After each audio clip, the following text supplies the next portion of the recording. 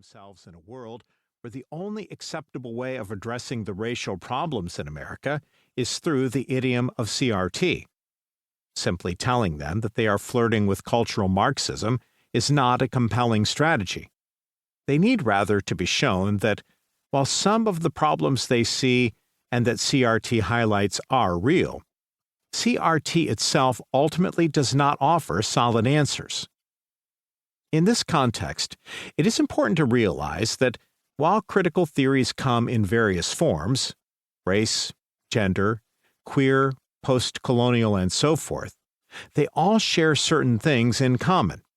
Most notably, the view that claims to truth are ultimately manipulative.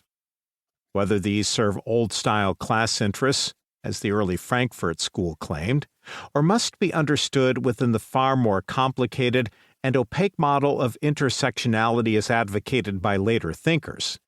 Ultimately, they are all lethal to Christianity, a religion built upon truth claims and absolutes. This fact also points to the implausibility of the eat the meat and leave the bones eclecticism that some Christians have presented as an acceptable approach to, say, critical race theory.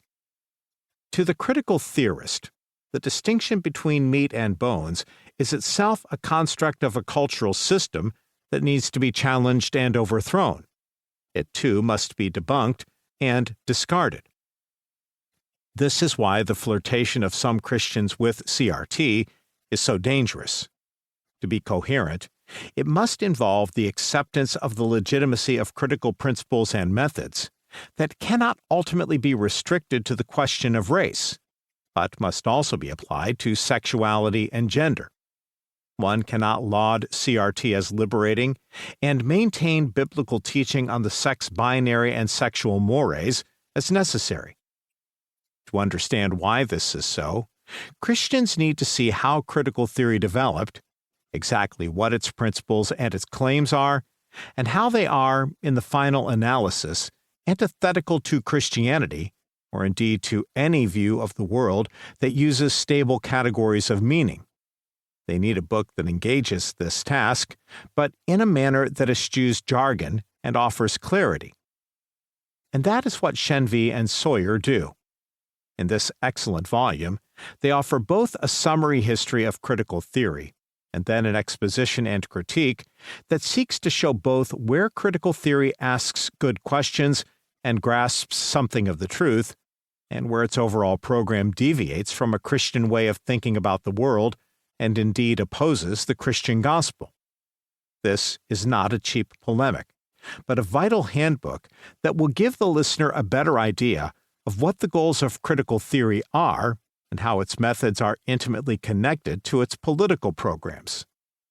Shenvi and Sawyer avoid the laziness of those polemicists who think their job is done if they can trace an idea back to Marx or Marcuse and instead seek to present critical theory both on its own terms and in relation to biblical truth.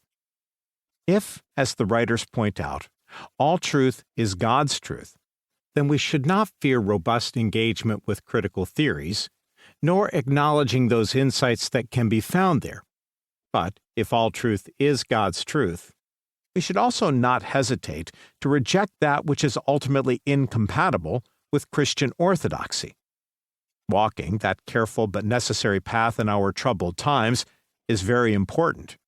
And in Shenvi and Sawyer, the listener will find calm, charitable but forthright guides.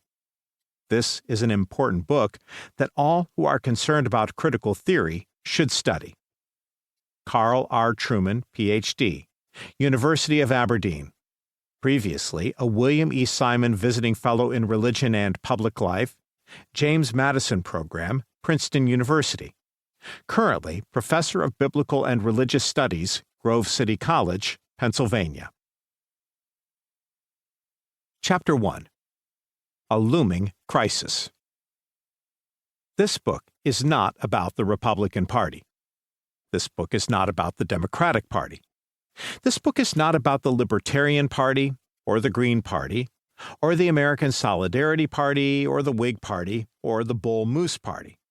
This book is not about politics. When talking about social justice,